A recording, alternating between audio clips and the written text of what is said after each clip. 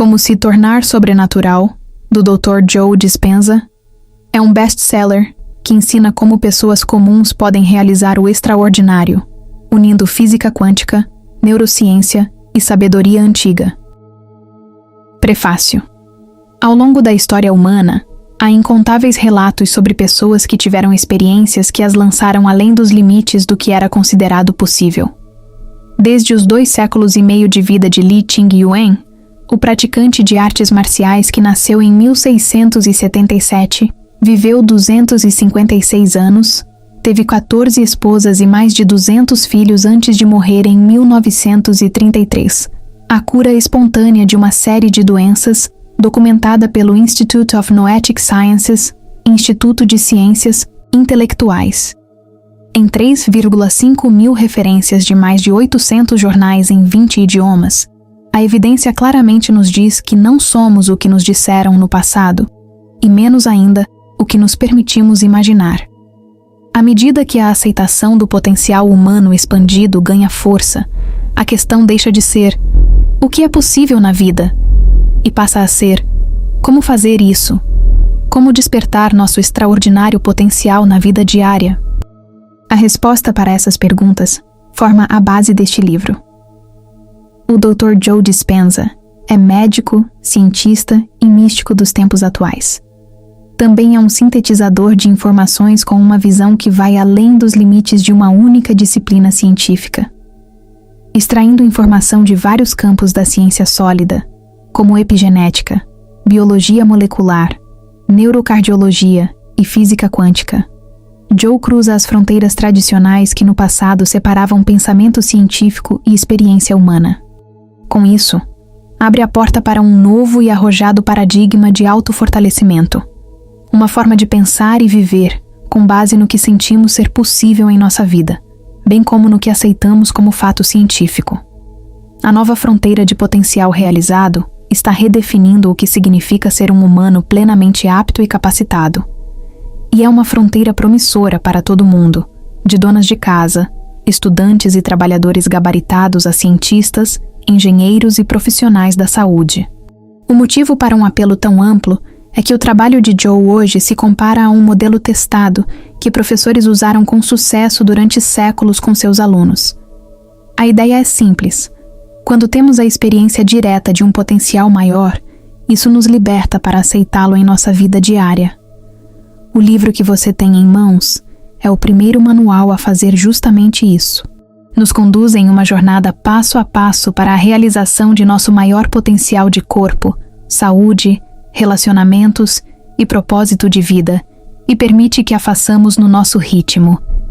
Foi nas paredes de uma caverna no platô tibetano que vi por mim como esse modelo foi usado por um dos grandes mestres yogis do passado para libertar os alunos de suas crenças limitadas.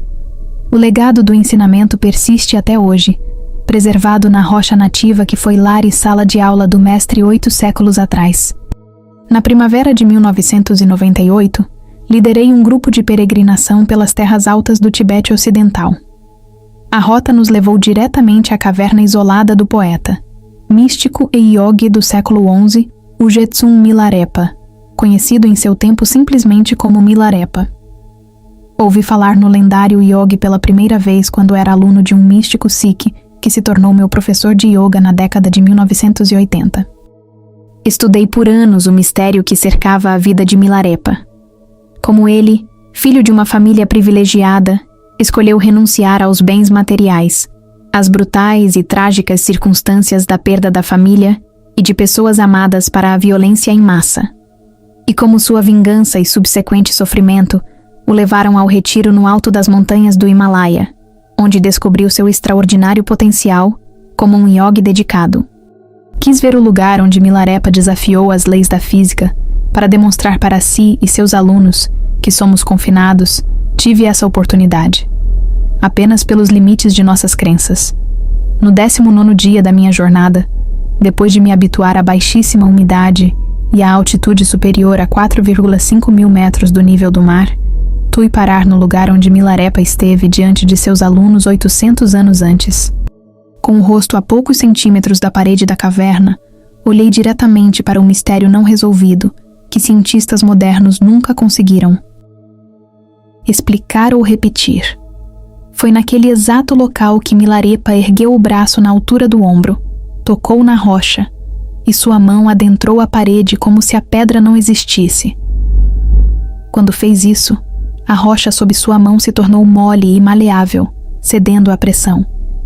O resultado foi uma impressão perfeita da mão esquerda do yogi na pedra, para que seus alunos na época e ao longo dos séculos vissem. Apontando as lanternas para as paredes e o teto da caverna, pudemos ver outras impressões da mão, revelando que Milarepa tinha oferecido essa demonstração mais de uma vez. Ao abrir a palma da mão e pressioná-la dentro da impressão, pude sentir meus dedos aninhados no molde do yogi, precisamente na posição que a mão dele tinha assumido 8 séculos atrás. O encaixe era tão perfeito que qualquer dúvida que eu pudesse ter sobre a autenticidade da marca desapareceu rapidamente. Foi uma sensação inspiradora e de humildade ao mesmo tempo. Meus pensamentos voltaram-se na hora para o homem Milarepa. Quis saber o que se passou com ele ao tocar a pedra. Em que estava pensando? Talvez mais importante, o que estava sentindo? Como desafiou as leis físicas que dizem que mão e pedra não podem ocupar o mesmo lugar ao mesmo tempo? Como se lesse minha mente, o guia tibetano respondeu as perguntas antes que eu pudesse fazê-las. A meditação do Geshe, grande professor, ensina que ele é parte da rocha, não distinto dela. A rocha não pode contê-lo.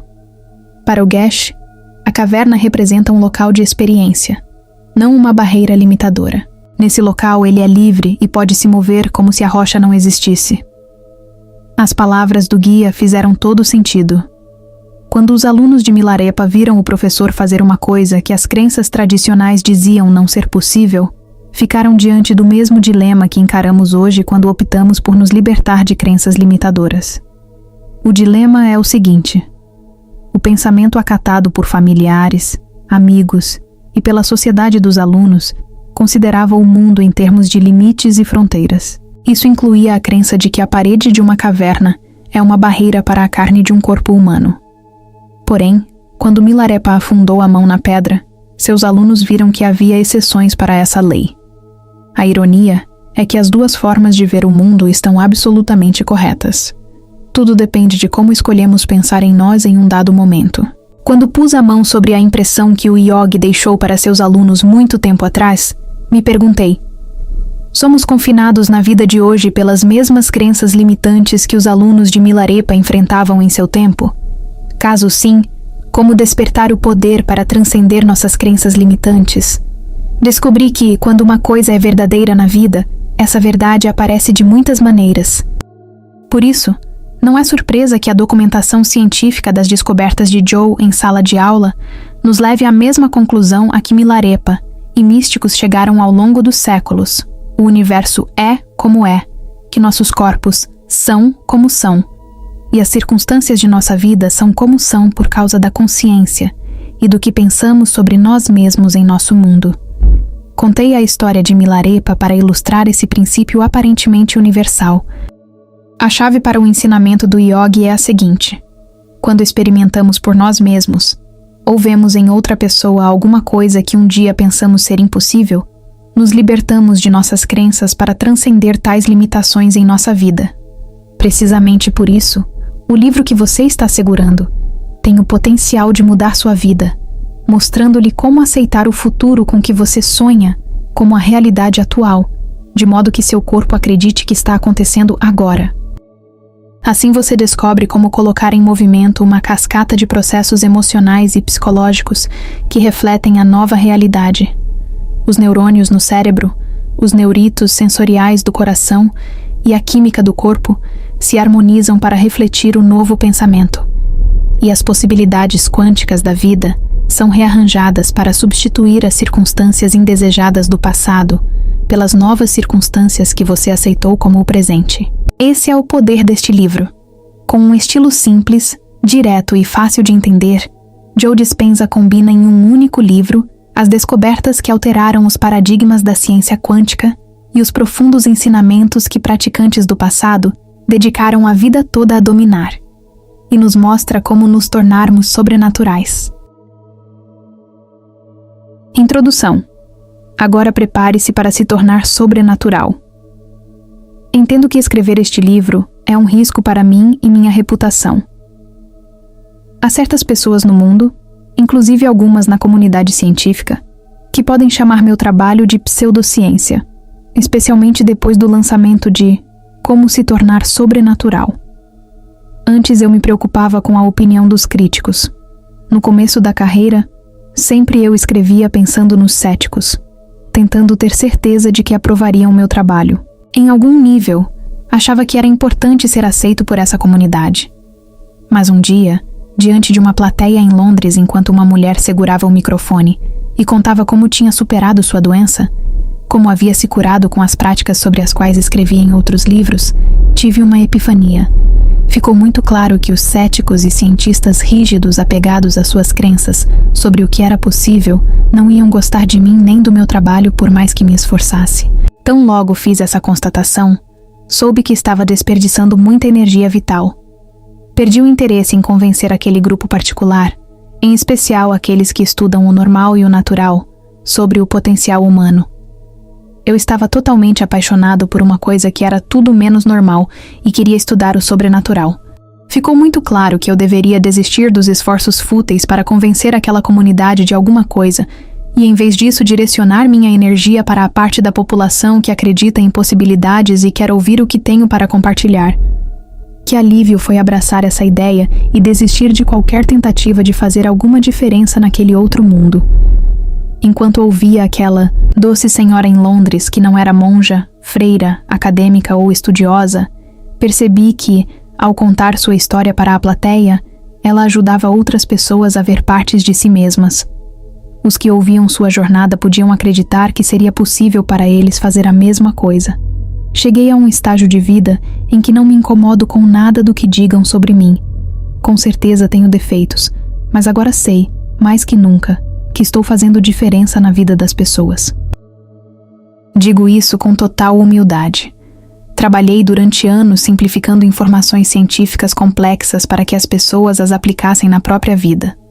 Nos últimos 4 anos, meu grupo de pesquisadores, minha equipe e eu percorremos um longo caminho para medir, registrar e analisar cientificamente transformações na biologia das pessoas para provar ao mundo que indivíduos comuns podem fazer o incomum.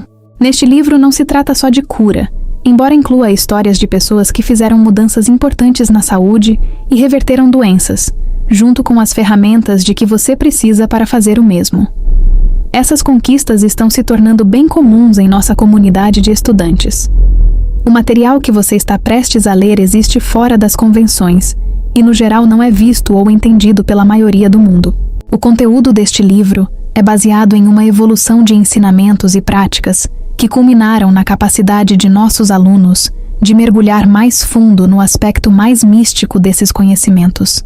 E, é claro, espero que faça a ponte entre o mundo da ciência e o mundo do misticismo. Escrevi este livro para levar o que sempre pensei ser possível a um novo nível de compreensão. Quero demonstrar ao mundo que podemos criar uma vida melhor para nós. E que não somos seres lineares vivendo vidas lineares, mas seres dimensionais vivendo vidas dimensionais. Espero que a leitura deste livro o ajude a entender que você já tem dentro de si, latente, toda a anatomia, química e fisiologia de que precisa para se tornar sobrenatural, esperando para ser despertada e ativada. No passado, hesitei em falar sobre esse aspecto da realidade por temer que pudesse dividir o público com base em crenças pessoais. Porém, há muito tempo eu queria escrever este livro. Ao longo dos anos tive experiências místicas riquíssimas, que me transformaram para sempre. Esses eventos internos influenciaram quem sou hoje. Quero apresentar esse mundo de dimensão e mostrar algumas mensurações e estudos que fizemos em nossas oficinas avançadas pelo mundo. Comecei a coletar dados de nossos alunos nessas oficinas porque testemunhamos mudanças significativas na saúde, e eu sabia que eles estavam mudando sua biologia durante as meditações, em tempo real. Temos milhares e milhares de varreduras cerebrais que provam que essas mudanças não foram apenas imaginadas, mas de fato aconteceram no cérebro. Vários alunos que avaliamos realizaram as mudanças em 4 dias. duração de nossas oficinas avançadas. As equipes científicas que montei registraram varreduras cerebrais usando análise quantitativa de eletroencefalograma, EEG, antes e depois das oficinas, bem como medições em tempo real durante as meditações e práticas. Não fiquei apenas impressionado com as mudanças, mas também chocado com o quanto foram drásticas. O cérebro de nossos alunos funciona de forma mais sincronizada e coerente depois da participação em retiros avançados pelo mundo. O sistema nervoso mais organizado os ajuda a ter muita clareza sobre o futuro que podem criar, e eles conseguem se ater à intenção, independentemente das condições do ambiente externo. Quando o cérebro trabalha direito, eles trabalham direito. Apresentarei dados científicos que mostram o quanto o cérebro dos alunos melhorou em poucos dias, o que significa que você pode fazer o mesmo por seu cérebro. No fim de 2013, algo misterioso começou a acontecer. Começamos a ver registros de varreduras cerebrais que intrigavam os pesquisadores e neurocientistas que iam aos nossos eventos estudar meu trabalho. A elevada quantidade de energia no cérebro que registrávamos enquanto alguns alunos praticavam certas meditações nunca fora registrada até então. No entanto, aquelas leituras incomuns estavam aparecendo muitas e muitas vezes. Quando entrevistávamos os participantes, eles contavam que a experiência subjetiva durante a meditação era muito real e mística e que mudava profundamente sua visão do mundo ou melhorava sua saúde de forma drástica. Compreendi que naqueles momentos os participantes viviam experiências transcendentais no mundo interno da meditação, que eram mais reais do que qualquer coisa que já houvessem experimentado no mundo exterior. Nós estávamos capturando objetivamente as experiências subjetivas. Isso agora se tornou um novo normal para nós. Na verdade, muitas vezes podemos prever quando as grandes amplitudes de energia vão ocorrer no cérebro, baseados em certos indicadores e sinais que vemos há anos. Nestas páginas, quero desmistificar o que é uma experiência interdimensional, bem como dar informações sobre a ciência, a biologia e a química dos órgãos, sistemas e neurotransmissores que fazem isso acontecer. Espero proporcionar um mapa para você criar essas experiências por si. Também registramos mudanças impressionantes na variabilidade da frequência cardíaca, VFC. Sabemos que isso ocorre quando o aluno abre o coração e mantém emoções elevadas, como gratidão, inspiração, alegria, bondade, reconhecimento e compaixão, que fazem o coração bater de modo coerente, isto é, no ritmo, em ordem e equilíbrio. Sabemos que são necessárias uma intenção clara, um cérebro coerente e uma emoção elevada, um coração coerente, para começar a mudar a biologia de viver no passado para viver no futuro. A combinação de mente e corpo, pensamentos e sentimentos, também parece influenciar a matéria, e assim que você cria a realidade.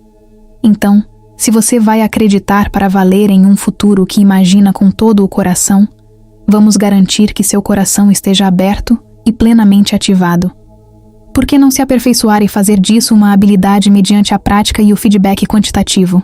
Criamos uma parceria com o HeartMath Institute, HMI, um grupo de pesquisadores sagazes com sede em Boulder Creek, Califórnia, que nos ajudou a medir as respostas de milhares de nossos participantes. Queremos que nossos alunos desenvolvam a capacidade de regular seu estado interno, independentemente das condições do ambiente externo, e que saibam quando estão criando coerência cardíaca e quando não. Em outras palavras, quando medimos as mudanças internas, podemos dizer a uma pessoa que ela criou um padrão mais equilibrado na medição cardíaca, que está fazendo um ótimo trabalho e deve continuar exatamente assim. Ou podemos informar que ela não está fazendo qualquer mudança biológica e então dar as instruções apropriadas e oferecer várias oportunidades de prática para se aprimorar no processo. O feedback é para isso. Nos informa quando estamos fazendo a coisa certa e quando não estamos.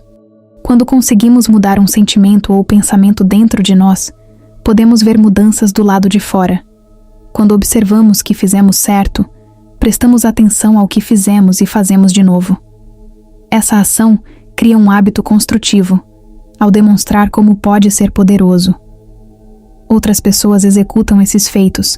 Quero mostrar o quanto você, nossos alunos, sabem como influenciar o sistema nervoso autônomo, SNA, que mantém a saúde e o equilíbrio cuidando automaticamente de todas as funções corporais, enquanto temos liberdade de escolha para viver a vida.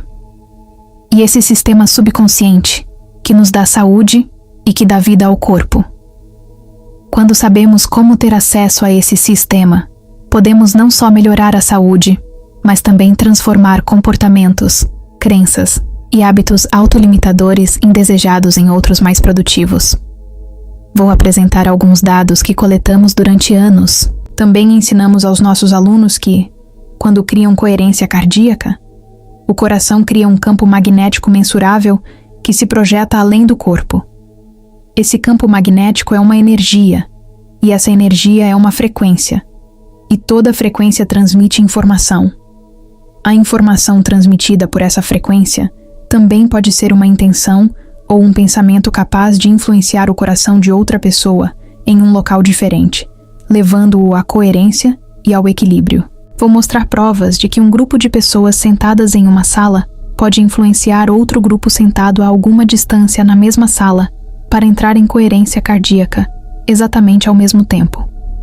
A evidência mostra claramente que somos ligados por um campo invisível de luz e informação que influencia a nós e os outros. Sendo assim, imagine o que pode acontecer quando todos nós fazemos isso ao mesmo tempo para mudar o mundo. É exatamente o que pretendemos como uma comunidade de indivíduos apaixonados por fazer a diferença no futuro da Terra, das pessoas e das outras formas de vida que a habitam.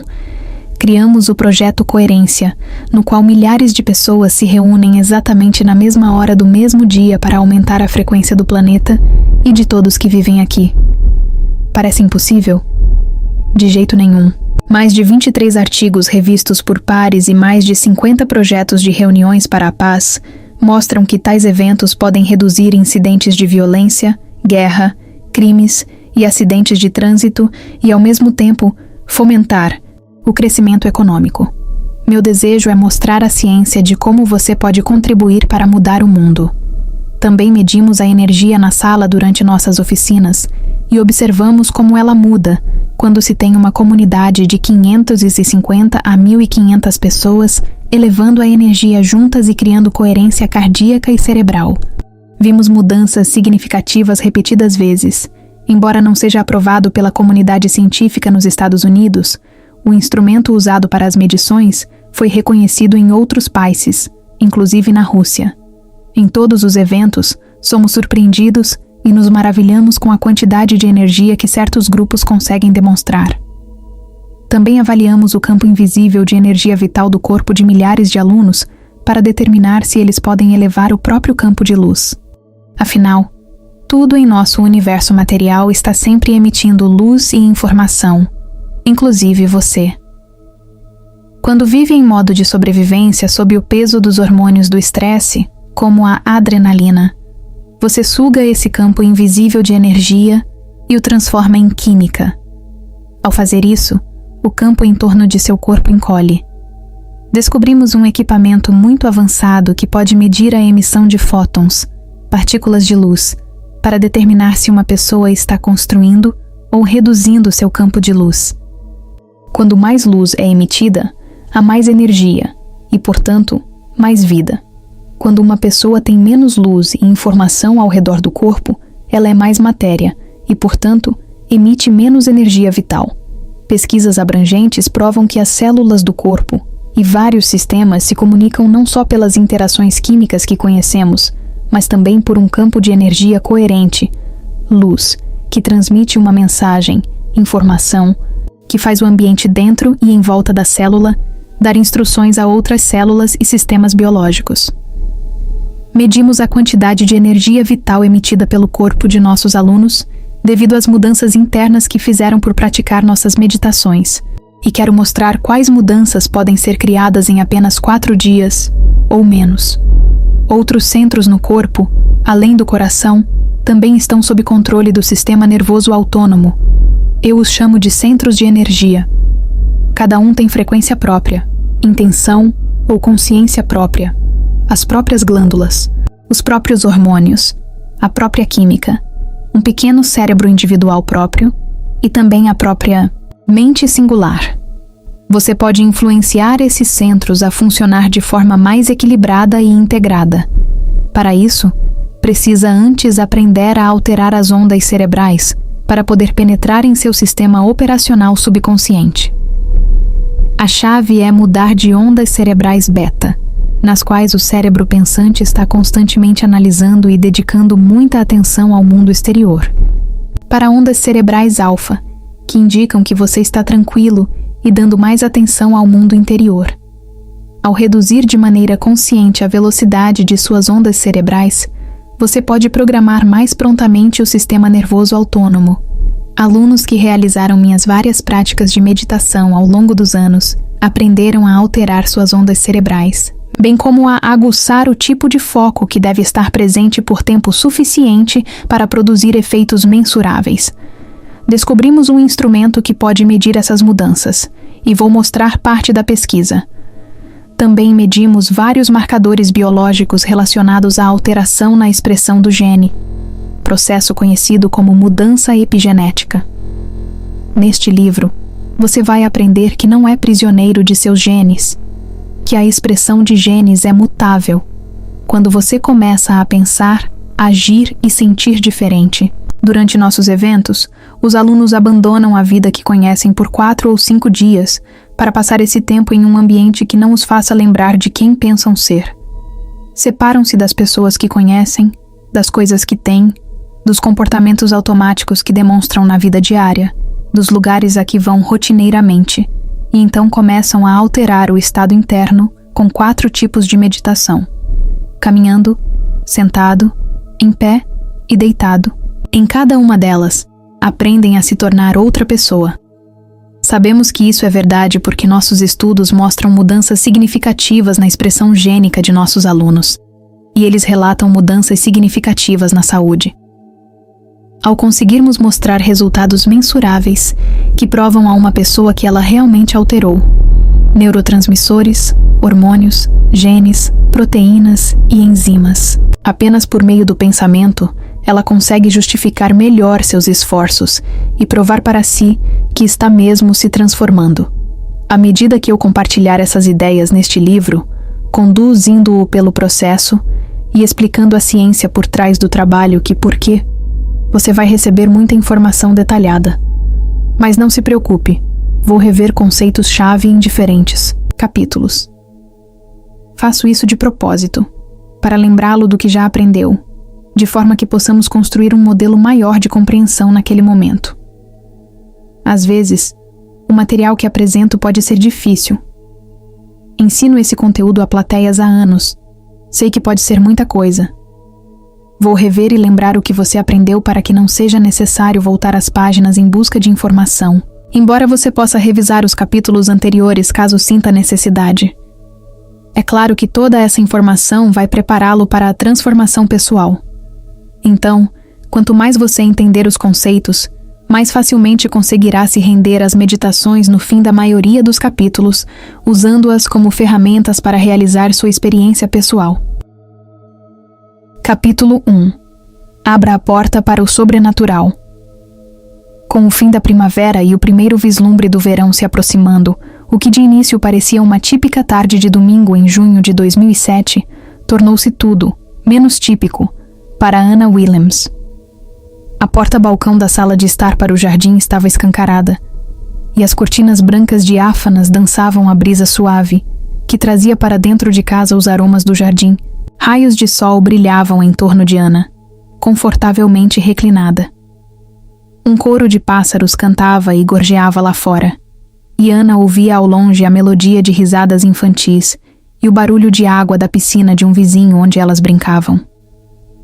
O filho de Anna, de 12 anos, lia um livro deitado no sofá, e ela ouvia a filha de 11 cantando e brincando no quarto no andar cima. Psicoterapeuta, Anna era gerente e membro do conselho de uma grande instituição psiquiátrica em Amsterdã, cujos lucros anuais somavam mais de 10 milhões de euros.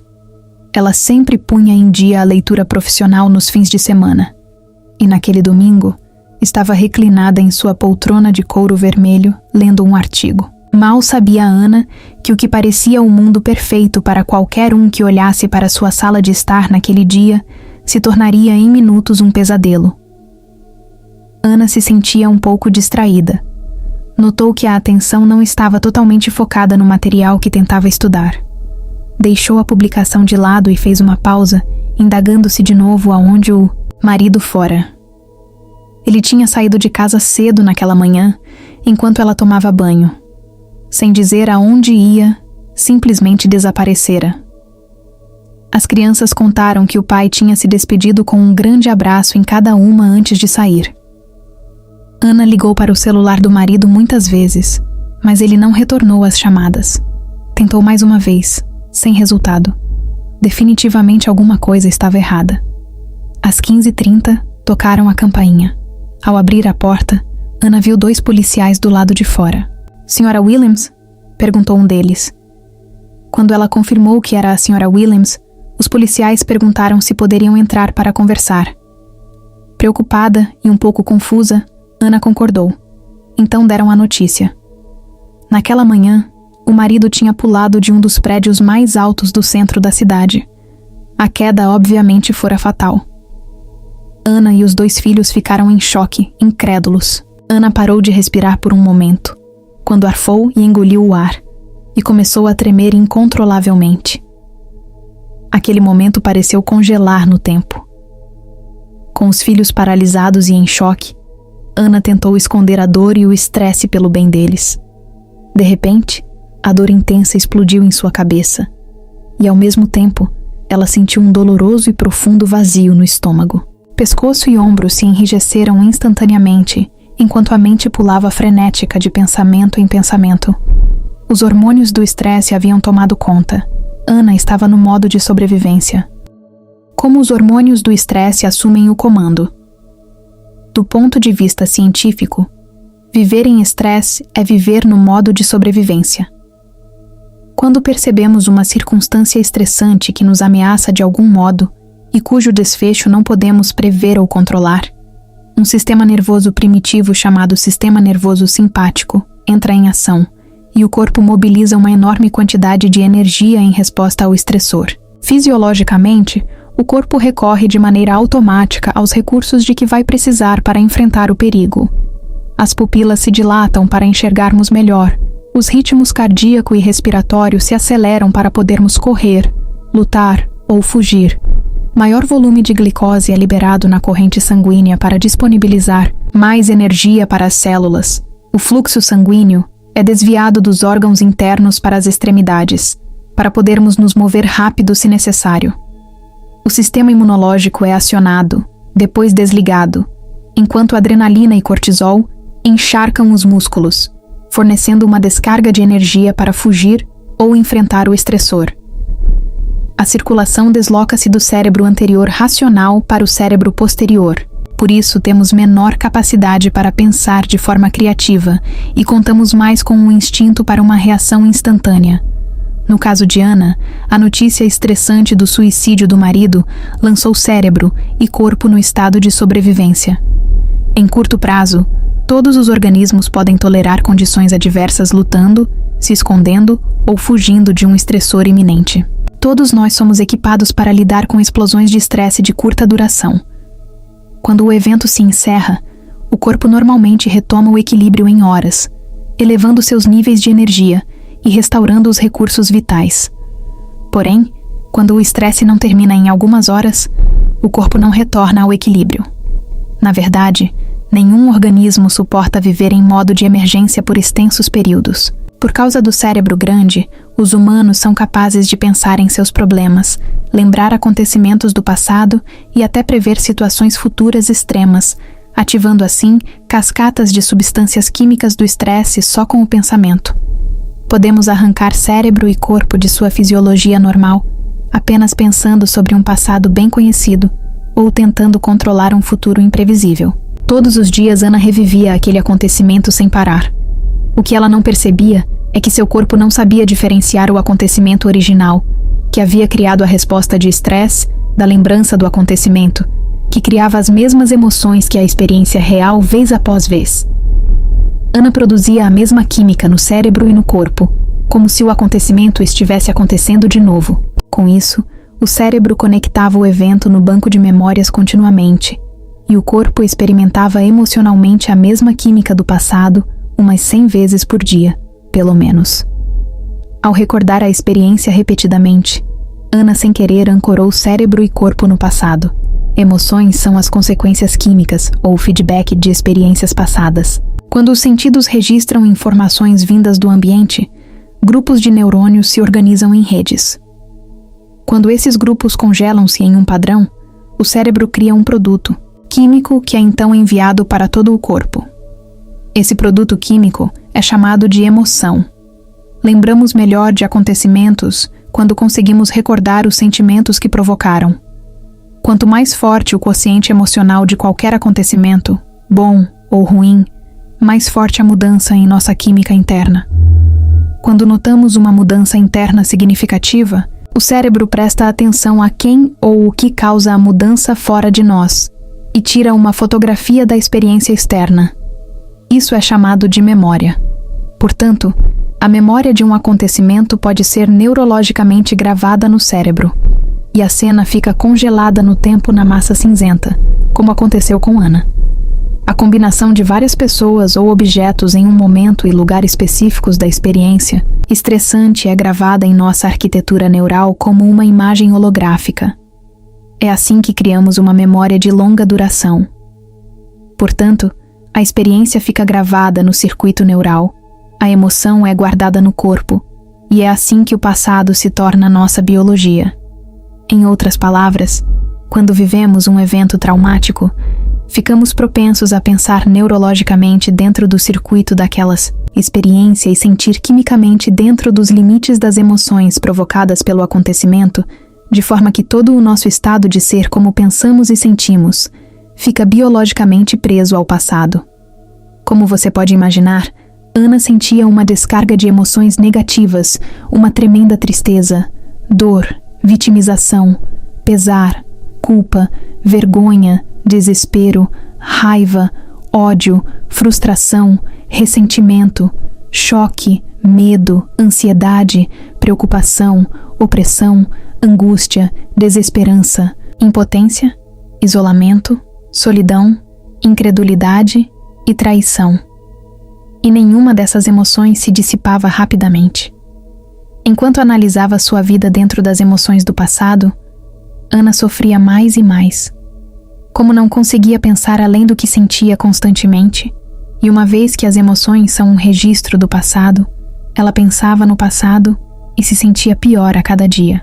Como psicoterapeuta, Ana era capaz de entender racional e intelectualmente o que estava acontecendo, mas nenhum insight poderia transpor seu sofrimento. As pessoas de seu círculo começaram a tratá-la como alguém que perdera o marido, e essa se tornou sua nova identidade. Ana associava lembranças e sentimentos ao motivo para o atual estado. Quando alguém perguntava por que se sentia tão mal, ela contava a história do suicídio, sempre revivendo a dor, a angústia e o sofrimento. Ana acionava os mesmos circuitos no cérebro e reproduzia as mesmas emoções o tempo todo, condicionando o cérebro e corpo a voltar ainda mais ao passado. Todos os dias ela pensava, agia e sentia como se o passado ainda estivesse vivo. Como nossa personalidade é composta por nossa maneira de pensar, agir e sentir, a personalidade de Ana era completamente criada pelo passado. De um ponto de vista biológico, ao contar repetidamente a narrativa do suicídio do marido, Ana literalmente não conseguia superar o que havia acontecido. Começa uma espiral descendente e Ana não conseguia mais trabalhar e tirou licença. Naquele período, descobriu que o marido, embora fosse um advogado de sucesso, tinha feito uma atrapalhada nas finanças pessoais. Ela teria de quitar dívidas vultosas das quais não tinha conhecimento e não tinha dinheiro sequer para começar. Como era de se esperar, mais estresse emocional, psicológico e mental se acumulou. A mente de Ana girava em círculos, inundada de perguntas constantemente.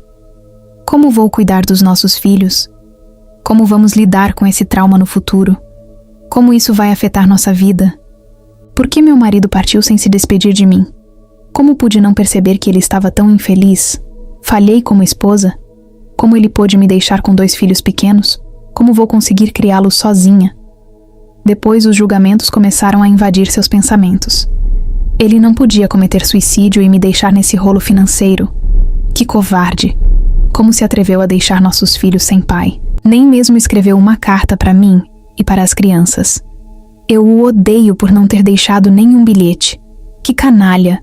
Me abandonar e me fazer criar as crianças sozinha. Ele tinha alguma ideia do que isso nos causaria?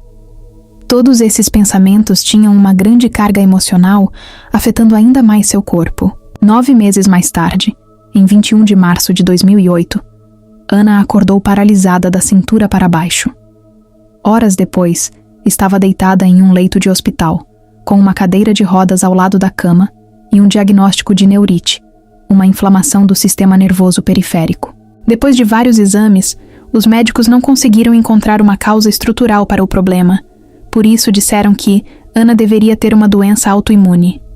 Seu sistema imunológico atacava o sistema nervoso na área inferior da coluna, rompendo a camada protetora que recobre os nervos, causando paralisia nas 2 pernas. Ela não conseguia segurar a urina, tinha dificuldade para controlar o intestino e não tinha sensibilidade ou controle motor nas pernas e nos pés. Quando o sistema nervoso de lutar ou fugir é acionado e permanece ligado por causa do estresse crônico, o corpo utiliza todas as reservas de energia para lidar com a ameaça constante que percebe no ambiente externo. Portanto, o corpo não tem energia no ambiente interno para crescimento e reparo, o que compromete o sistema imunológico. Por causa do repetido conflito interno, o sistema imunológico de Ana atacava o corpo. Ela havia por fim manifestado fisicamente a dor e o sofrimento experimentados emocionalmente. Resumindo, Ana não conseguia mexer o corpo porque não ia em frente na vida. Estava presa no passado. Nas 6 semanas seguintes, os médicos trataram Ana com grandes doses de dexametasona intravenosa e outros corticoides para reduzir a inflamação. Por causa do estresse adicional e do tipo de medicamento que estava tomando, que pode enfraquecer ainda mais o sistema imunológico, ela também desenvolveu uma agressiva infecção bacteriana, para a qual os médicos administraram doses maciças de antibiótico. 2 meses depois, Ana teve alta do hospital e precisou usar andador e muletas para se locomover. Ainda não tinha sensibilidade na perna esquerda e tinha muita dificuldade para ficar em pé. Não conseguia caminhar direito. Embora controlasse o intestino um pouco melhor, ainda não segurava a urina. Como você pode imaginar, a nova situação aumentou os já elevados níveis de estresse de Ana. O marido havia se suicidado. Ela não conseguia trabalhar para sustentar a si e aos filhos. Vivia uma grave crise financeira e tinha passado mais 2 meses paralisada em um hospital. A mãe teve que se mudar para a casa dela para ajudar Ana. Era uma ruína emocional, mental e física. Embora dispusesse dos melhores médicos e dos mais modernos medicamentos em um hospital de prestígio, não melhorava em 2009. 2 anos depois da morte do marido, recebeu o diagnóstico de depressão clínica e começou a tomar ainda mais remédios. Em consequência, o humor de Ana oscilava violentamente da raiva à tristeza, da dor ao sofrimento, da impotência à frustração, do medo ao ódio. Como essas emoções influenciavam seus atos, seu comportamento se tornou meio irracional. De início, ela brigava com todo mundo à sua volta, menos os filhos. Depois começou a ter conflitos com a filha mais nova. A noite escura da alma. Nesse interim, vários outros problemas físicos começaram a surgir e a jornada de Ana se tornou ainda mais dolorosa.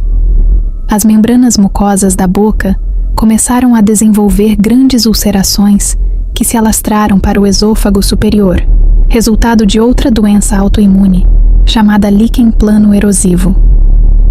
Para tratar esse quadro, Ana precisava usar pomadas de corticosteroides na boca, além de mais comprimidos. As novas medicações fizeram cessar a produção de saliva.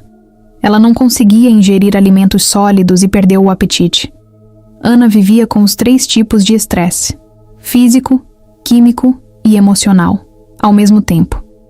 Em 2010, Ana viu-se em um relacionamento disfuncional com um homem que traumatizou a ela e os filhos com abuso verbal, jogos de poder e ameaças constantes. Perdeu todo o dinheiro, o emprego e a sensação de segurança. Quando perdeu a casa, teve que ir morar com um namorado abusivo. Os níveis de estresse continuavam a subir. As ulcerações se espalharam para outras membranas mucosas, inclusive da vagina, do ânus e mais abaixo no esôfago. O sistema imunológico tinha entrado em colapso total e agora Ana enfrentava vários tipos de doenças de pele, alergias alimentares e problemas de peso. Aí começou a ter dificuldades para engolir, desenvolveu azia e os médicos prescreveram ainda mais medicamentos. Ana começou uma pequena prática de psicoterapia em casa em outubro. Só conseguia atender em 2 sessões por dia de manhã, depois que as crianças iam para a escola, 3 vezes por semana. À tarde ficava tão cansada e indisposta que se deitava na cama, e lá ficava até os filhos voltarem da escola. Tentava estar disponível para eles o máximo possível, mas não tinha energia e não se sentia bem ou bastante para sair de casa. Ana não via quase ninguém. Não tinha vida social. Todas as circunstâncias de seu corpo e vida lembravam-na constantemente de como as coisas estavam ruins. Ana reagia automaticamente a tudo e todos. O pensamento era caótico e ela não conseguia se concentrar. Não tinha mais energia ou vitalidade para viver. Muitas vezes, quando se excedia, a pulsação cardíaca passava de 200 batimentos por minuto. Ela suava, ofegava e sentia forte dor do peito o tempo todo. Ana estava passando por sua mais escura noite da alma. De repente entendeu por que o marido havia posto um fim à vida. Não sabia se poderia aguentar mais e começou a pensar em suicídio. Ela pensava, pior que isso não tem como ficar. Mas ficou. Em janeiro de 2011, a equipe médica que cuidava de Ana encontrou um tumor perto da entrada do estômago e diagnosticou um câncer de esôfago. É claro que a notícia aumentou severamente os níveis de estresse de Ana. Os médicos sugeriram uma quimioterapia rigorosa. Ninguém lhe perguntava sobre estresse emocional e mental. Só tratavam os sintomas físicos. Mas a resposta ao estresse estava totalmente ativada em Ana e não podia ser desligada. É impressionante como isso pode acontecer com muita gente.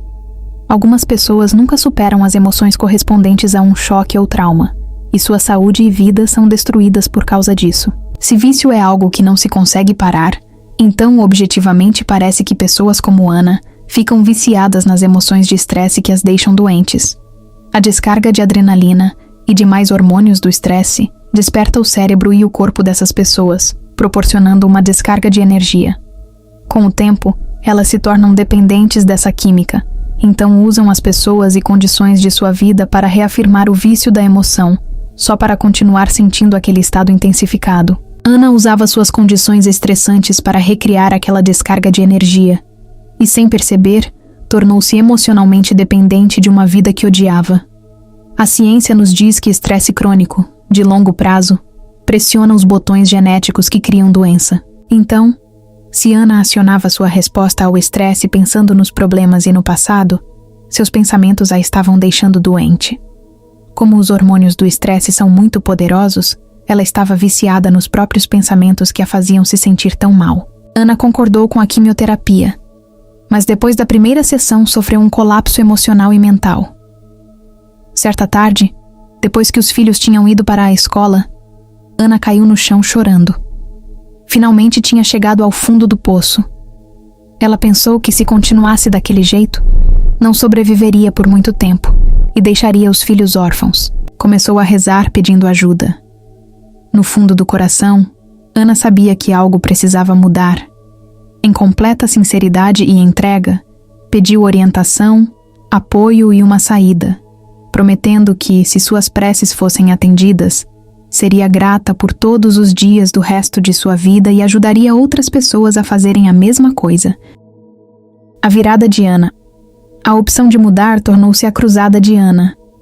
Primeiro decidiu suspender todos os tratamentos e toda a medicação para as várias doenças físicas, embora continuasse tomando os antidepressivos. Não contou aos médicos e às enfermeiras que não voltaria para o tratamento. Simplesmente não apareceu mais. Ninguém jamais telefonou para saber por quê.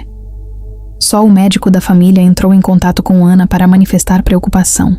Naquele dia frio de inverno em fevereiro de 2011, quando ficou no chão chorando e pedindo ajuda, Ana fez uma escolha com a firme intenção de mudar a si mesma e a própria vida, e a amplitude dessa decisão transmitiu um nível de energia que fez o corpo responder à mente.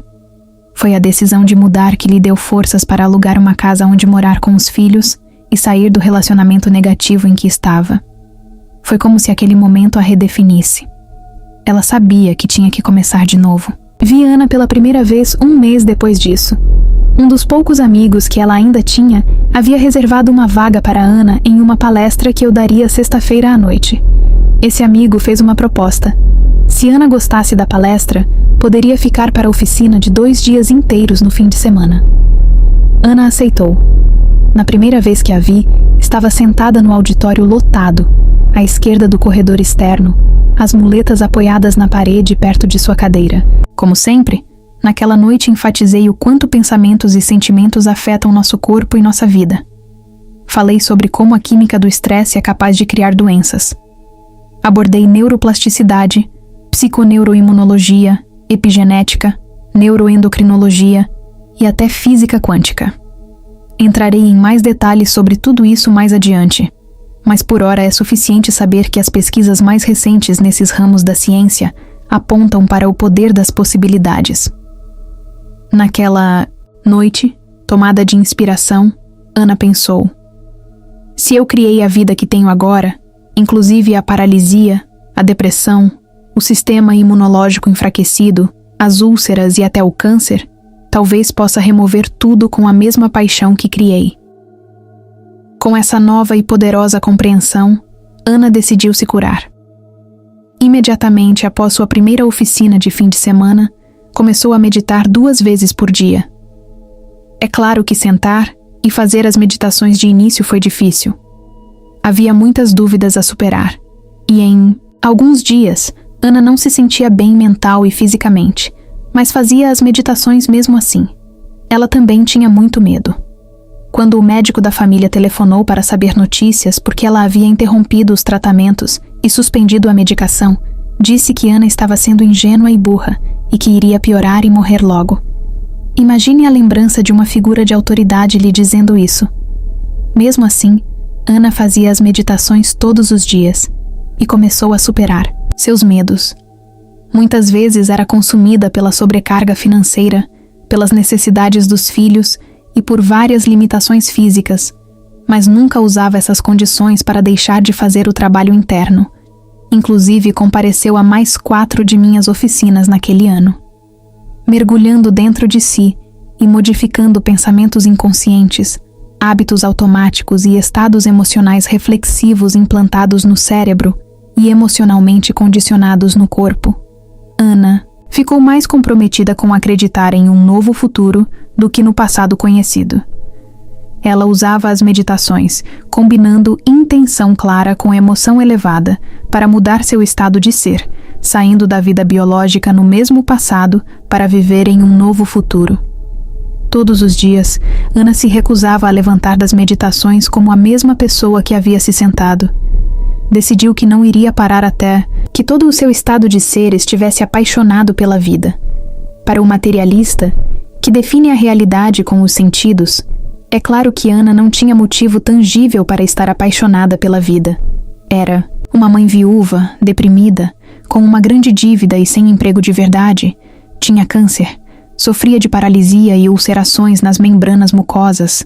Sua situação de vida era difícil, sem um parceiro ou alguém importante e sem energia para cuidar dos filhos.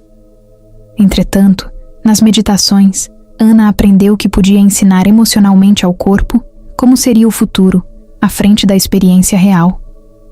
Seu corpo, como mente inconsciente, não conhecia a diferença entre o evento real e aquele que imaginava e aceitava emocionalmente.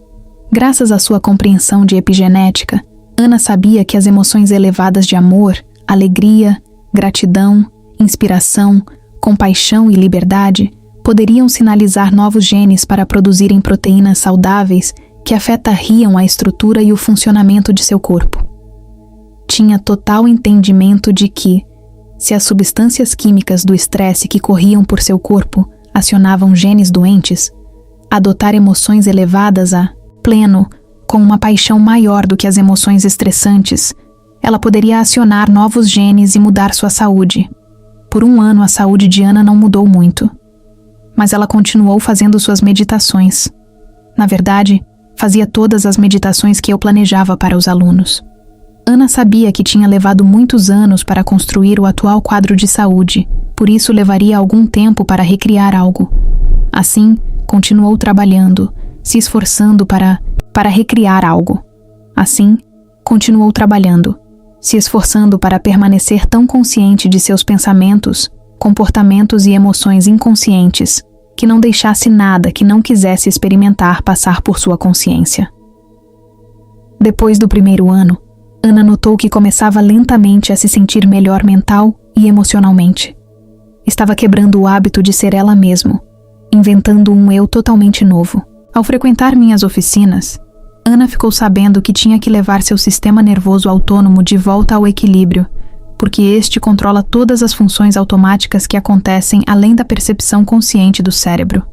Digestão, absorção, níveis de açúcar no sangue, temperatura do corpo, secreções hormonais, frequência cardíaca e assim por diante. A única forma de entrar no sistema operacional e interferir no SNA é mudar o estado interno em caráter rotineiro. Assim, Ana começava cada meditação com a bênção dos centros de energia. Essas áreas específicas do corpo estão sob o controle do SNA. Como mencionei na introdução, cada centro tem a própria energia ou frequência, que emite informação específica ou tem a própria consciência, as próprias glândulas, os próprios hormônios, a própria química, um mini-cérebro próprio e, portanto, a própria mente.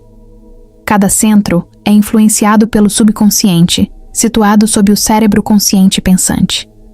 Ana aprendeu a alterar as ondas cerebrais para poder entrar no sistema operacional do SNA, localizado no mesencéfalo, e reprogramar cada centro para funcionar de modo mais harmonioso.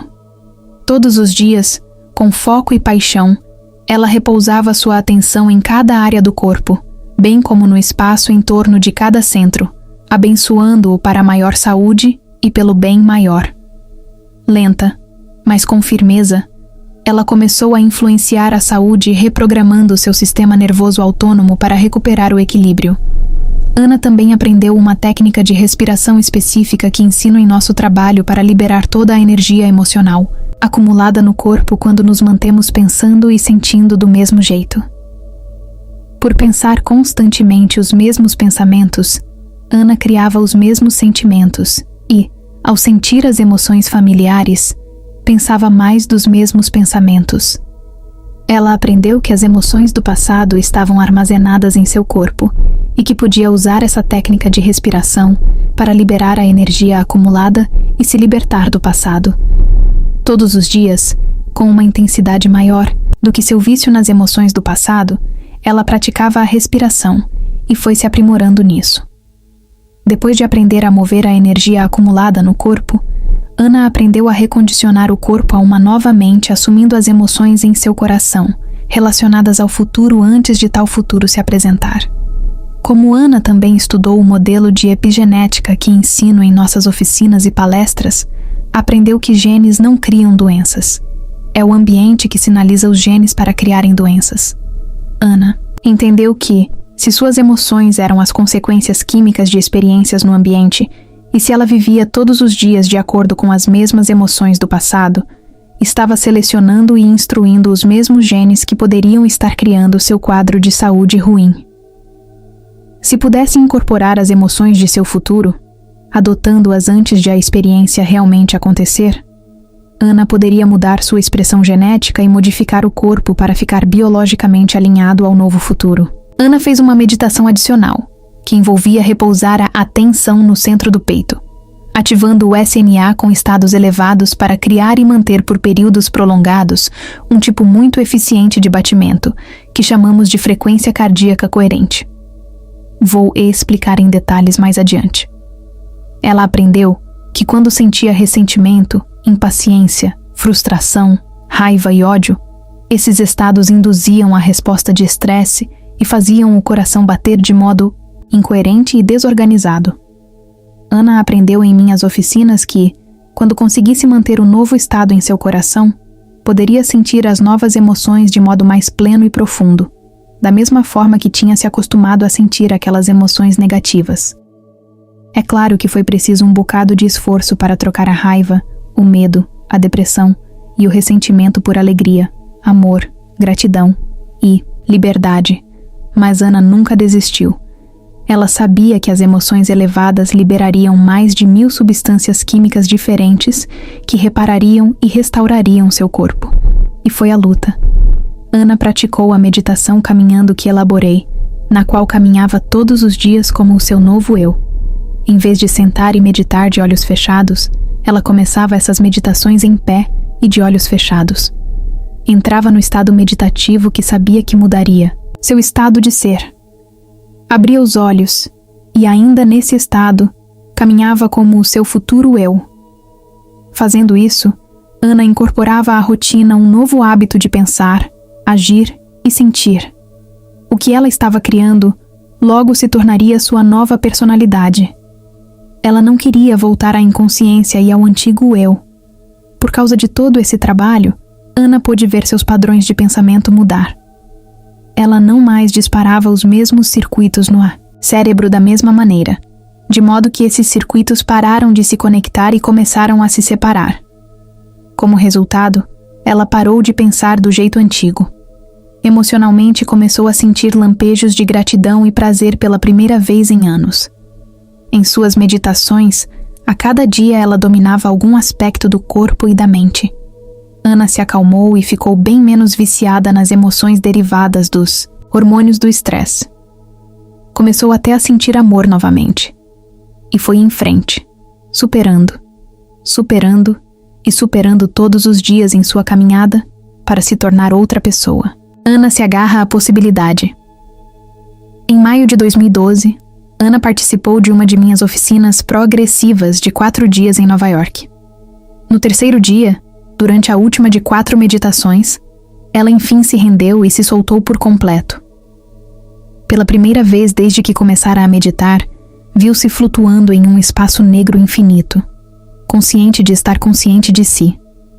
Foi além da memória de quem era e se tornou pura consciência, totalmente livre do corpo, de sua associação com o mundo material e do tempo linear. Sentiu-se tão livre que nem se importava com suas condições de saúde. Sentiu-se tão ilimitada que não conseguia se identificar com a atual identidade. Sentiu-se tão elevada que não estava mais conectada ao passado. Naquele estado, Ana não tinha problemas. Deixara a dor para trás e era verdadeiramente livre pela primeira vez. Ela não era seu nome, seu gênero, sua doença, sua cultura ou sua profissão. Estava além de espaço e tempo. Tinha se conectado com um campo de informação chamado campo quântico, onde todas as possibilidades existem. De repente, viu-se em um novo futuro, em pé sobre um imenso palco, segurando um microfone e falando para uma multidão, contando toda a história de sua cura. Ela não estava imaginando ou visualizando a cena. Era como se tivesse feito um download da informação, como se estivesse se vendo como uma mulher totalmente diferente em uma nova realidade. O mundo interior parecia muito mais real para ela do que o mundo exterior. Ana teve uma experiência sensorial completa, sem usar os sentidos. No momento em que Ana experimentou essa nova vida na meditação, uma explosão de alegria e luz penetrou seu corpo, e ela sentiu alívio em um nível profundo, visceral. Ela entendeu que era alguma coisa ou alguém maior, muito maior que sua saúde física. Nesse estado de intensa alegria, sentiu tanto prazer e tanta gratidão que teve um ataque de riso. Naquele momento, Ana soube que ia ficar bem. Dali em diante, desenvolveu tanta confiança, alegria, amor e gratidão que suas meditações se tornaram cada vez mais fáceis e ela começou a ir muito mais fundo. Quando Ana saiu de seu passado, sentiu a nova energia abrir seu coração cada vez mais. em vez de ver as meditações como alguma coisa que tinha de fazer todos os dias, começou a esperar por elas, ansiosamente. Aquilo se tornou seu estilo de vida. Fazer a prática se tornou hábito. Energia e vitalidade voltaram. Ana parou de tomar antidepressivos. Seus padrões de pensamento mudaram completamente. Os sentimentos ficaram diferentes. Ela se sentia em um novo estado de ser. Por isso suas atitudes mudaram drasticamente. Naquele ano, a saúde e a vida de Ana mudaram tremendamente. No ano seguinte, ela compareceu a outros vários eventos. Mantendo-se conectada ao trabalho, Ana começou a desenvolver relacionamentos com mais pessoas da nossa comunidade, recebendo mais e mais apoio para continuar a jornada de volta à saúde.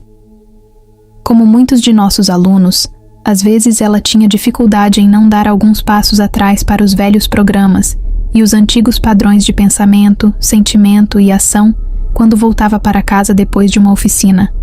Mas mesmo assim, continuava fazendo suas meditações todos os dias. Em setembro de 2013, os médicos de Ana a submeteram a um check-up minucioso, que incluiu vários exames. 1 ano e 9 meses depois do diagnóstico de câncer, e 6 anos depois do suicídio do marido, o câncer estava completamente curado, e o tumor do esôfago havia desaparecido. Os exames de sangue não tinham indicadores de câncer. As membranas mucosas do esôfago, da vagina e do ânus estavam completamente curadas. Só alguns problemas menores permaneciam. As membranas mucosas na boca ainda estavam levemente avermelhadas, embora não houvesse mais ulcerações, e por causa da medicação que havia tomado para as ulcerações, ela ainda não produzia saliva. Ana tinha se tornado uma nova pessoa saudável. A doença existia apenas na antiga personalidade. Ao pensar, agir e sentir de maneira diferente, Ana havia reinventado um novo eu. De certa forma, ela renasceu na mesma vida. Em dezembro de 2013, Ana foi a um evento em Barcelona com a pessoa que a havia apresentado ao meu trabalho.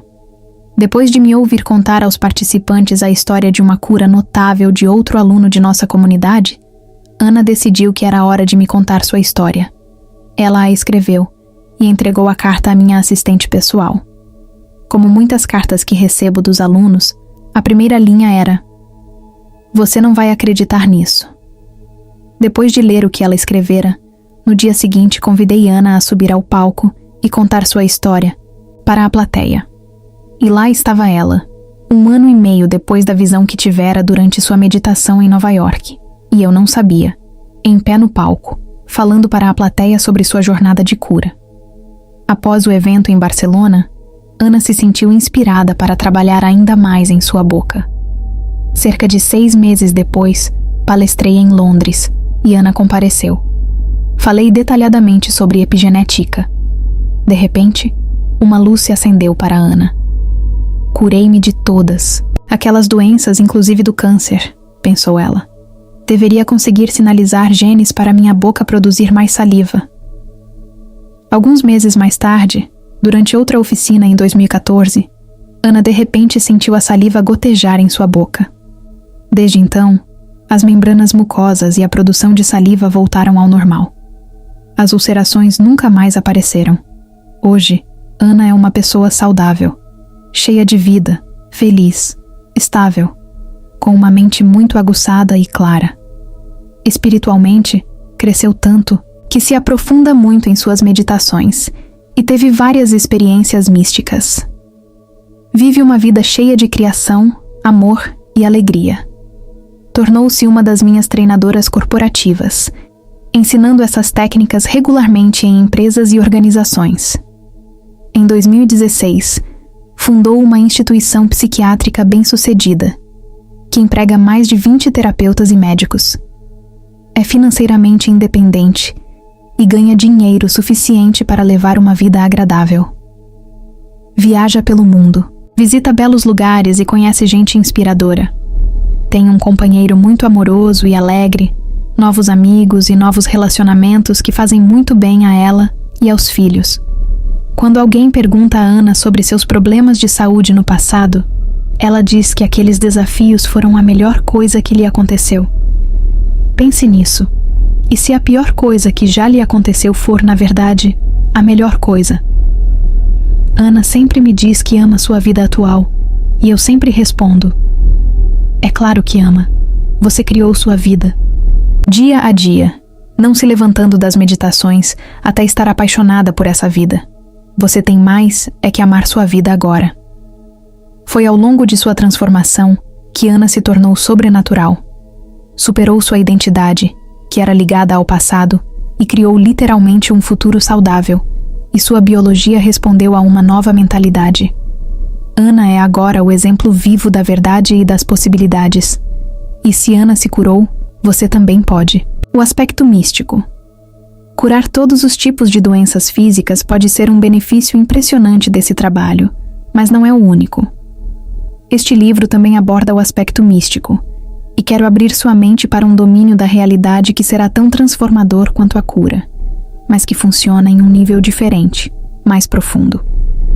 Tornar-se sobrenatural também pode implicar uma consciência maior de si e de quem você é, neste mundo e em outros mundos também. Vou compartilhar algumas histórias de minha vida para ilustrar exatamente o que quero dizer e mostrar o que é possível para você também.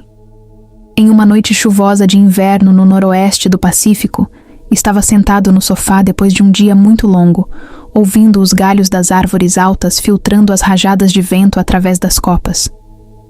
Meus filhos estavam na cama dormindo profundamente, e finalmente eu tinha um momento para mim.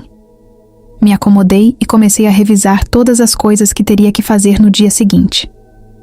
Quando terminei a lista mental, estava cansado demais para pensar. Então fiquei ali sentado por alguns momentos, a mente vazia. Enquanto observava as sombras das chamas na lareira tremulando e dançando nas paredes, comecei a entrar em transe. Meu corpo estava cansado, mas a mente estava nítida. Eu não estava mais pensando ou analisando, estava apenas fitando o espaço. Estava no momento presente. Meu corpo foi relaxando mais e mais, e devagar e conscientemente deixei-o adormecer, ao mesmo tempo mantendo a mente consciente e desperta. Não permitia que a atenção convergisse para nenhum objeto na sala. Em vez disso, mantinha o foco aberto.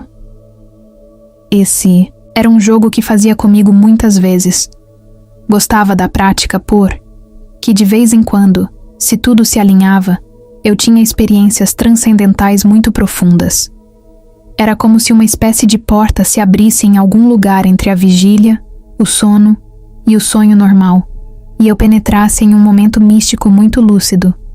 Lembrava a mim mesmo de não esperar nada e simplesmente permanecer aberto. Era preciso muita paciência para não ter pressa, não ficar frustrado ou tentar fazer alguma coisa acontecer, e em vez disso apenas escorregar lentamente para dentro daquele outro mundo. Naquele dia, eu havia terminado um artigo sobre a glândula pineal. Depois de vários meses pesquisando todos os derivados mágicos de melatonina que esse pequeno centro alquímico guarda na manga, estava mais que feliz por ligar o mundo científico e o mundo espiritual.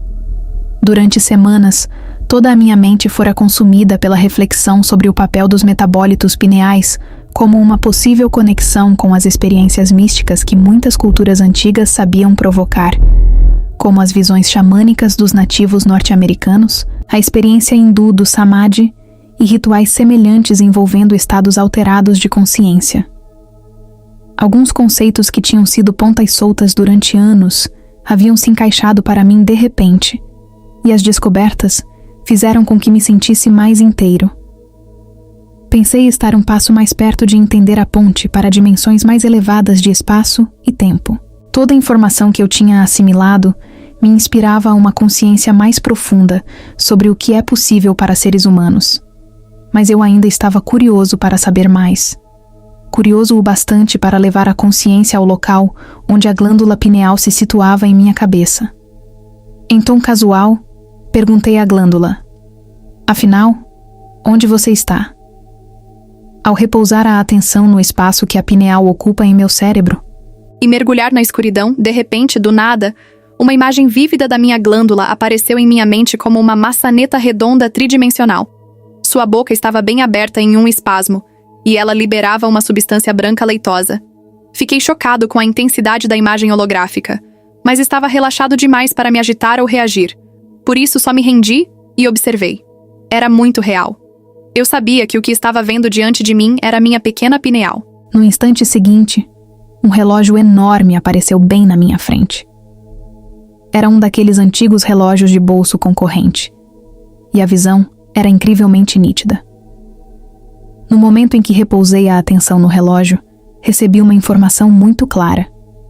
De repente eu soube que o tempo linear em que eu acreditava com um passado, presente e futuro definidos, não era como o mundo realmente funcionava. Entendi que tudo está acontecendo em um eterno momento presente. Nessa infinita quantidade de tempo, existem infinitos espaços, dimensões ou possíveis realidades para experimentar. Se existe apenas um momento eterno acontecendo, faz sentido não termos um passado nesta encarnação, muito menos vidas passadas. Mas eu conseguia ver todo o passado e futuro, como se olhasse um filme de antigamente com um infinito número de frames, representando janelas de possibilidades ilimitadas. Não momentos únicos, que existiam como andaimes e se estendiam em todas as direções para sempre. Era bem parecido com olhar para dois espelhos dispostos frente a frente e ver infinitos espaços ou dimensões refletidos nas duas direções. Mas, para entender o que eu vi, imagine que essas dimensões infinitas estão acima e abaixo de você, na frente e atrás, à esquerda e à direita. E cada uma dessas possibilidades ilimitadas já existiram. Eu soube que, ao repousar minha atenção em qualquer uma instante já, em onde dessas possibilidades, eu experimentaria essa realidade de verdade. Também percebi que não estava separado de nada. Senti a unicidade com tudo, todo mundo, todos os lugares e todos os tempos. Só consigo descrever esse sentimento como o desconhecido mais familiar que tive em toda a minha vida. A glândula pineal, como logo entendi que me era mostrado, serve como um relógio dimensional, que quando ativado, podemos ajustar para qualquer tempo. Quando vi os ponteiros do relógio se movendo para a frente ou para trás, compreendi que, como uma máquina do tempo programada para qualquer tempo específico, também existe uma realidade ou dimensão a ser experimentada em um espaço particular. Essa visão incrível me mostrou que a glândula pineal, como uma antena cósmica, tinha a capacidade de sintonizar informação, além dos sentidos físicos, e nos ligar a outras realidades que já existem, no momento eterno. O download de informação que recebi pareceu ilimitado, mas não existem palavras que possam descrever completamente a magnitude da experiência. E, experimentando meus eus passados e futuros simultaneamente.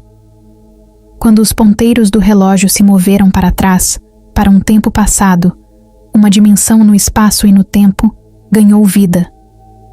No mesmo instante me vi em uma realidade relevante em termos pessoais, só que surpreendentemente, aquele momento passado estava ocorrendo, no momento presente que eu experimentava sentado no sofá da sala de estar. Em seguida, fiquei ciente de que estava em um espaço físico, naquele tempo específico. Observei-me como uma criança pequena enquanto ao mesmo tempo, a experiência de ser eu, adulto no sofá. Minha versão infantil tinha uns 7 anos de idade e uma febre muito alta. Lembrei de como amava ter febre naquela idade, porque podia mergulhar fundo dentro de mim e ter aqueles sonhos e visões abstratas que sempre acompanham o delírio produzido por alta temperatura corporal. Nessa ocasião específica, eu estava no meu quarto, na cama, com as cobertas até o nariz, e minha mãe tinha acabado de sair do quarto. Eu me sentia feliz por estar sozinho. No momento em que ela fechou a porta, eu soube instintivamente que deveria continuar fazendo exatamente o que estava fazendo na sala de estar como adulto, relaxando o corpo aos poucos e permanecendo em algum lugar entre o sono e a vigília, enquanto me mantinha presente para o que quer que surgisse. Até aquele ponto em minha vida, presente, eu havia me esquecido por completo daquela experiência infantil, mas quando a revivi, me vi no meio de um sonho lúcido consciente, abrangendo realidades possíveis como os quadrados de um tabuleiro de xadrez. Enquanto me observava como menino, me senti profundamente tocado pelo que ele tentava entender e me perguntei como a criança poderia se apoderar de conceitos tão complicados naquela idade.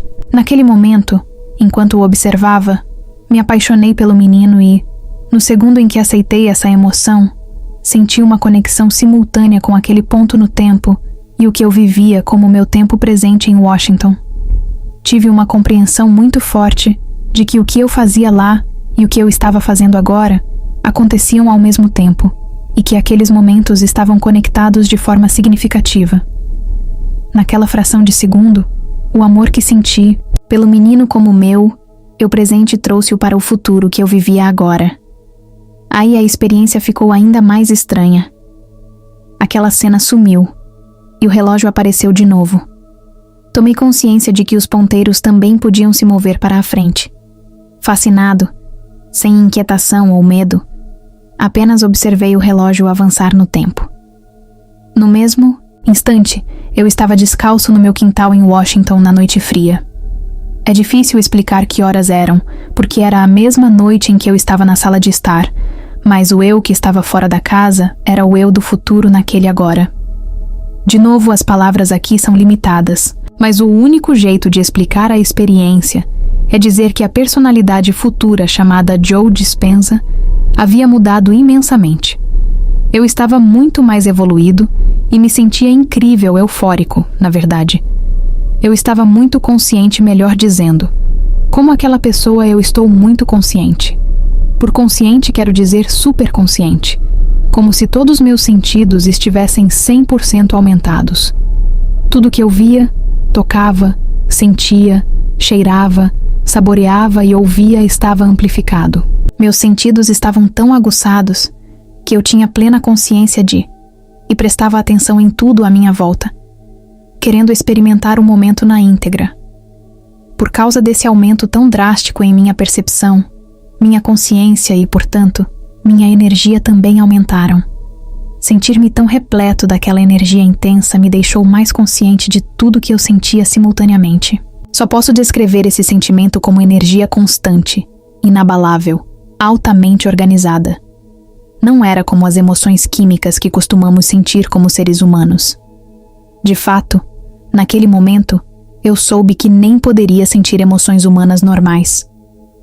Eu evoluíra para além delas.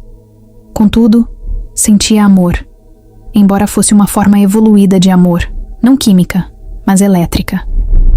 Sentia quase como se estivesse em chamas, amando a vida com paixão. Era uma incrível alegria pura. Eu também estava andando pelo quintal no meio do inverno sem sapatos e sem casaco, mas estava tão consciente da sensação de frio que ela era, na verdade, muito agradável. Eu não tinha uma opinião sobre o quanto o chão estava gelado, apenas adorava sentir meus pés tocando a grama congelada e me sentia muito conectado à sensação. E a grama? Entendi que, se me dedicasse aos pensamentos e julgamentos típicos que normalmente teria sobre o frio, isso criaria uma noção de polaridade, dividindo a energia que eu experimentava.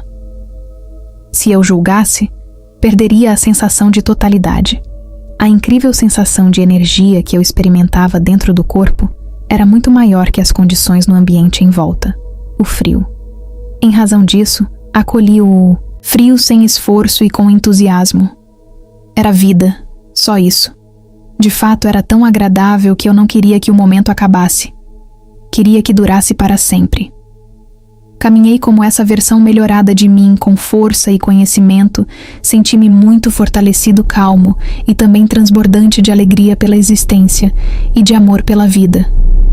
Atravessei o jardim para caminhar sobre imensas colunas de basalto dispostas nas laterais, empilhadas como grandes degraus, criando níveis para sentar à beira da churrasqueira. Adorei a experiência de caminhar descalço sobre as pedras enormes. Homenageei sinceramente sua magnificência. Continuei andando e me aproximei da fonte que havia construído. Sorri ao lembrar de meu irmão e eu criando aquela maravilha. De repente, vi uma mulher pequenina em vestes brancas cintilantes. Não tinha mais que 60 centímetros de altura estava em pé atrás da fonte com outra mulher de tamanho normal, vestida da mesma maneira, também radiante e cheia de luz. A outra mulher estava mais ao fundo, observando. Parecia a protetora da mulher pequenina. Quando olhei para a mulher minúscula, ela se virou para mim e fitou dentro dos meus olhos. Senti uma energia de amor ainda mais forte, como se a mulherzinha a enviasse para mim. Mesmo como aquela versão evoluída de mim, percebi que nunca tinha sentido nada como aquilo antes.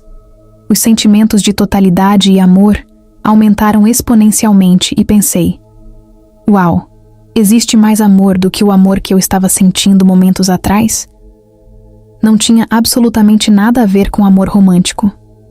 Era mais uma energia empolgante, eletrizante que despertava dentro de mim. Entendi que ela estava indicando que de fato havia ainda mais amor dentro de mim a ser experimentado. Também compreendi que ela era mais evoluída que eu.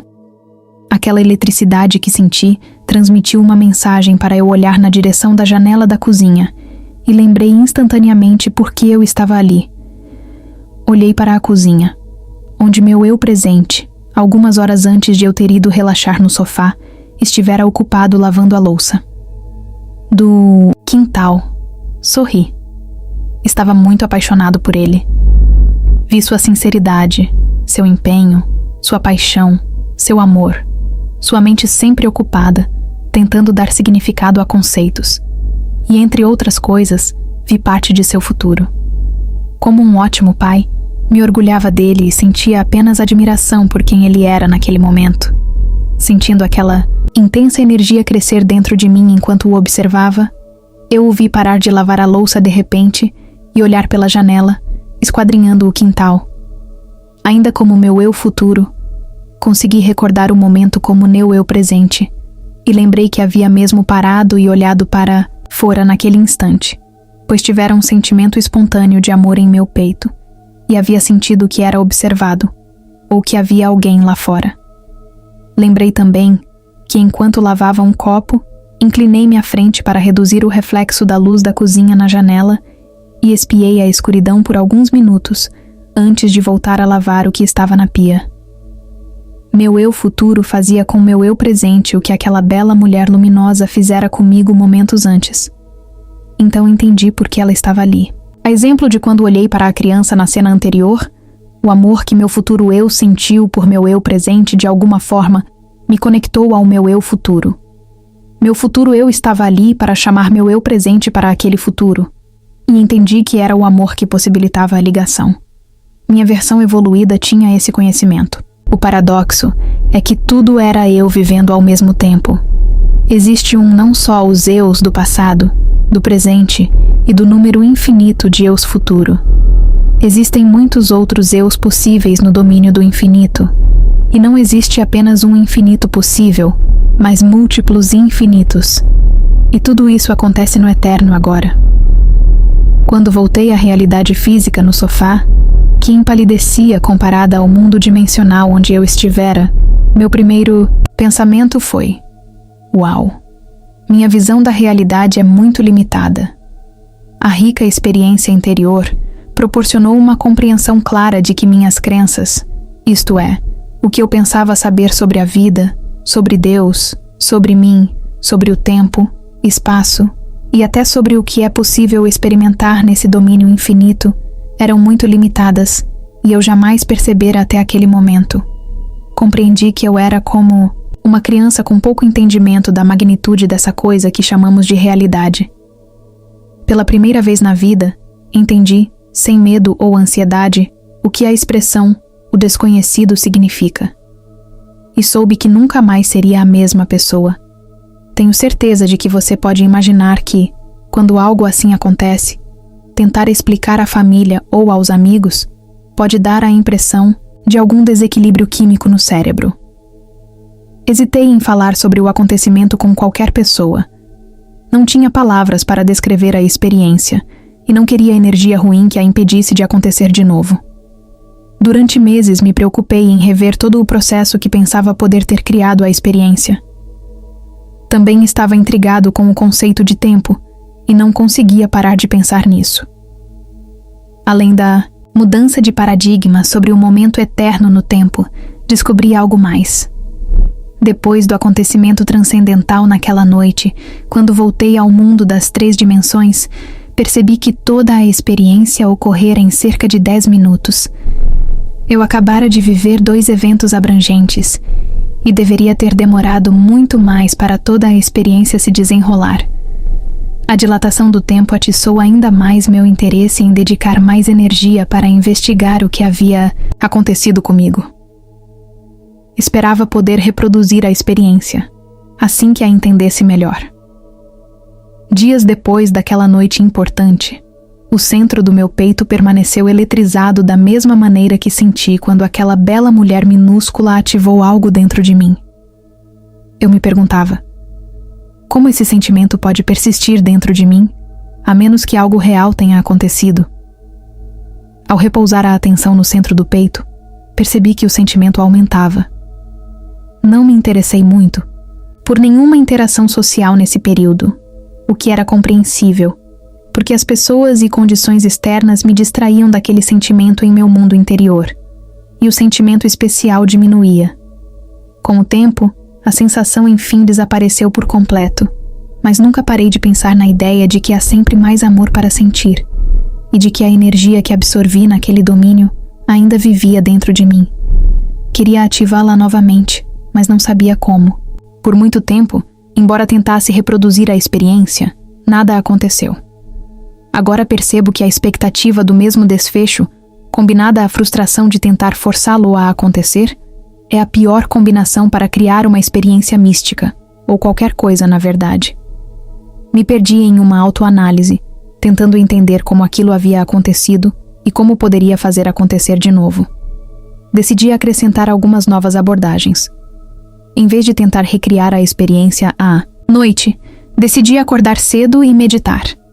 Como os níveis de melatonina são mais altos entre 1 e 4 da manhã, e os metabólitos químicos místicos de melatonina são os substratos responsáveis por criar um evento lúcido, decidi que praticaria meu trabalho interior às 4 da manhã todos os dias. Antes de contar o que aconteceu, quero lhe pedir que tenha em mente que esse foi um período incomumente difícil da minha vida. Eu estava decidindo se valia a pena continuar lecionando. Tinha vivido um tremendo caos, depois de aparecer no documentário Quem Somos Nós, de 2004. Estava pensando em me afastar do mundo público e desaparecer em uma vida mais simples. Era muito mais fácil sair de cena, viver uma encarnação passada no momento presente. Certa manhã, mais ou menos 1h30 depois de começar a meditação sentado, me reclinei. Coloquei alguns travesseiros embaixo dos joelhos para não adormecer muito depressa, e assim fiquei entre a vigília e o sono. Quando deitei, repousei a atenção no lugar da glândula pineal em minha cabeça. Dessa vez, em vez de tentar fazer alguma coisa acontecer, apenas me entreguei, dizendo a mim mesmo, que seja. Ao que parece, foi a expressão mágica. Agora sei o que significa. Me rendi. Saí do caminho, abri mão de qualquer desfecho específico e simplesmente me abri às possibilidades. Quando dei por mim, estava me vendo como um homem forte em uma região muito quente do mundo, em um lugar que parecia o que hoje chamamos de Grécia ou Turquia. O terreno era rochoso, seco, e construções de pedras como aquelas do período greco-romano eram intercaladas com várias tendas pequenas de tecido colorido. Eu vestia uma túnica de juta que me cobria dos ombros até o meio das coxas, e tinha como cinto um cordão grosso amarrado à cintura. Usava sandálias de tiras até as panturrilhas. Tinha uma cabeleira crespa e um corpo forte. Os ombros eram largos, e os braços e as pernas eram musculosos. Eu era filósofo e estudioso de longa data de algum movimento carismático. Eu era ao mesmo tempo o eu naquela experiência, e o eu presente me observando naquele tempo e espaço específico. Minha consciência estava muito mais aguçada que o normal. Eu estava superconsciente. Todos os sentidos estavam aumentados, e fiquei muito ciente de tudo.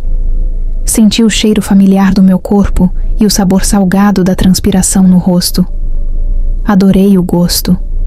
Senti-me enraizado na fisicalidade e força de meu corpo. Fiquei ciente de uma dor aguda no ombro direito, mas ela não consumiu minha atenção. Vi o esplendor do céu azul e a magnificência das árvores verdejantes e das montanhas, como se vivesse em Technicolor. Ouvi gaivotas ao longe e soube que estava perto de um grande corpo de água. Eu estava em um tipo de peregrinação em missão. Viajar pelo território ensinando a filosofia que havia estudado e pela qual tinha vivido toda a vida. Era tutelado por um grande mestre que eu amava profundamente devido ao cuidado, paciência e sabedoria que me proporcionaram por tantos anos. Agora era minha vez de ser iniciado e levar mensagem para mudar mentes e corações daquela cultura. Compreendi que a mensagem que eu espalhava contrariava as crenças daquele tempo e que o governo e as ordens religiosas oporiam a mim. A principal mensagem da filosofia que eu estudava libertaria as pessoas de qualquer tipo de obrigação ou algo ou alguém além de si mesma. Também inspiraria os indivíduos a demonstrar um código de princípios que lhes garantiria uma vida mais rica e significativa. Eu era apaixonado por aquele idealismo e trabalhava diariamente para viver de acordo com a doutrina. É claro que a minha mensagem omitia a necessidade de religião e de qualquer dependência de governos, e isso libertar as pessoas da dor e do sofrimento pessoal. Quando a cena deu minha vida, eu acabar de falar para uma plateia e uma aldeia relativamente populosa. O ajuntamento se dispersava quando súbita e rapidamente vários homens atravessaram a multidão para me prender. Antes que eu pudesse tentar fugir, fui agarrado. Soube que eles haviam planejado bem a estratégia. Se tivessem começado a se mover enquanto eu falava para o povo, eu os teria avistado. Eles haviam calculado tudo com perfeição. Rendi-me sem resistência e me levaram para uma cela onde fui deixado sozinho. Trancado em um cubículo de pedra com frestas estreitas no lugar de janelas, tive consciência do meu destino. Nada que eu fizesse poderia me preparar para o que ia acontecer. Em 2 dias, fui levado ao centro da cidade, onde centenas de pessoas estavam reunidas. Muitas eram as mesmas que tinham me ouvido falar dias antes, mas agora aguardavam ansiosas a chance de assistir ao meu julgamento e tortura iminente. Fui despido, ficando apenas com uma pequena peça íntima, amarrado a uma grande laje horizontal, com grandes sulcos abertos nos cantos, por onde passavam cordas. As cordas tinham algemas de metal nas extremidades, e fui preso a elas pelos tornozelos e pulsos. Então teve início. Um homem à minha esquerda começou a girar uma manivela que movia a pedra lentamente da posição horizontal para a vertical. Enquanto o bloco de pedra era erguido, as cordas puxavam meus membros nas 4 direções. Quando cheguei a uma inclinação aproximada de 45 graus, a dor começou de verdade. Alguém que parecia ser um magistrado gritou, perguntando se eu continuaria ensinando minha filosofia. Não levantei a cabeça nem respondi. Ele então ordenou que girassem mais a manivela. Em dado momento, comecei a ouvir estalidos, evidência de minha coluna se deslocando em certos trechos.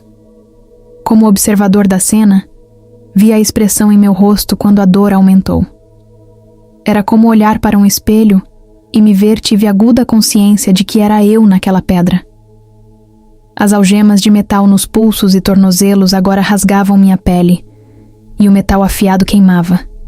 Eu sangrava. Um dos ombros se deslocou. Ofeguei e grunhi de dor. Meu corpo convulsionava e tremia, enquanto eu tentava resistir ao rasgar dos membros flexionando e contraindo os músculos. Relaxar seria insuportável. De repente, o juiz berrou de novo, perguntando se eu continuaria lecionando. Tive um pensamento. Vou concordar em parar de lecionar. Depois, quando me libertarem dessa demonstração pública de tortura, simplesmente recomeçarei. Raciocinei que essa era a resposta certa. Agradaria ao juiz, faria cessar a dor e minha morte, e me permitiria seguir com minha missão. Balancei a cabeça lentamente em silêncio. O juiz me pressionou para verbalizar o não, mas eu não falava. Ele fez um gesto rápido para o torturador à minha esquerda girar a manivela. Olhei para o homem que acionava as engrenagens com a clara intenção de me machucar. Vi seu rosto, e quando nos encaramos, eu, como observador, reconheci instantaneamente aquela pessoa como alguém que fazia parte da minha vida atual, como Joe Dispenza, a mesma pessoa em um corpo diferente. Enquanto eu assistia à cena, caiu a ficha.